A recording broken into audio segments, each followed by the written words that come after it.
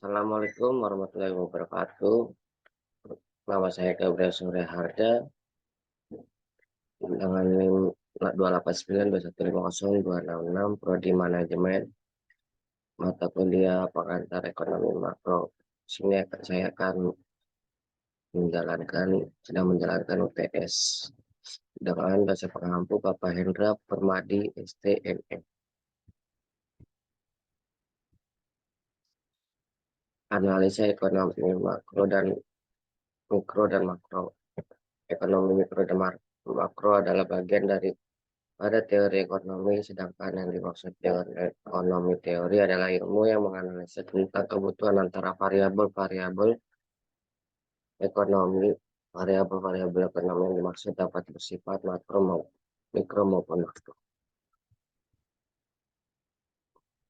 Ekonomi deskriptif adalah bagian ilmu ekonomi yang menggambarkan keadaan atau kegiatan ekonomi yang benar-benar terjadi pada suatu tempat atau negara tertentu. Teori ekonomi pada dasarnya berusaha untuk menjelaskan hubungan antara variabel-variabel ekonomi, baik variabel mikro maupun makro, yang menyangkut persoalan kebijakan ekonomi yang perlu diterapkan. Teori ekonomi pada dasarnya dibagi menjadi dua, yaitu teori mikro dan makro, baik ekonomi mikro maupun teori makro. Kedua-duanya mempelajari masalah-masalah ekonomi maupun permasalahan ekonomi mikro, mempelajari kegiatan-kegiatan dari unit ke unit ekonomi individual, yaitu sebagai pemilik faktor produksi maupun individu sebagai produsen. Ekonomi makro apabila di dalam ekonomi mikro dapat kegiatan-kegiatan dan masalah ekonomi dari unit-unit ekonomi individu, maka dalam ekonomi makro menganalisa dari pendekatan sebaliknya, artinya yang dipelajari dalam ekonomi makro adalah variabel-variabel total seperti pendapatan nasional.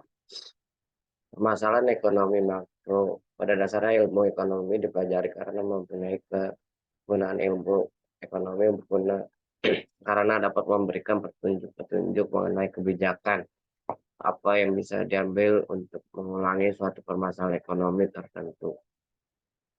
Ada 3 masalah ekonomi makro jangka pendek yang harus diatasi setiap saat. Ketiga masalah yang dimaksud adalah masalah inflasi, pengangguran, dan neraca pembayaran dan perdagangan. Satu, masalah inflasi. Inflasi tetap merupakan masalah karena 3 alasan. Satu, inflasi dapat mengakibatkan retribusi pendapatan di antara anggota masyarakat. Inflasi dapat menyebabkan penurunan efisiensi ekonomi. Inflasi dapat menyebabkan perubahan output dan kesempatan dalam masyarakat. Dua, pengangguran ini terjadi karena tenaga kerja atau angka kerja, tingkat kesempatan kerja yang kurang tersedia di negara-negara yang berkembang. Tiga, dengan tenaga kerja yang ada.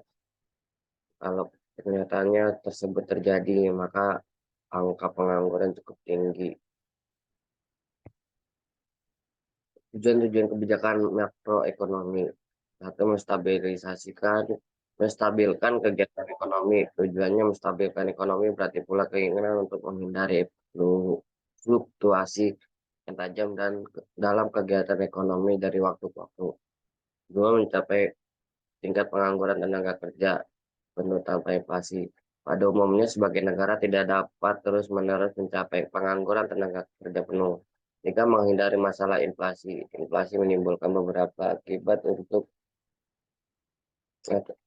buruk atas kesejahteraan masyarakat dan kegiatan perekonomian.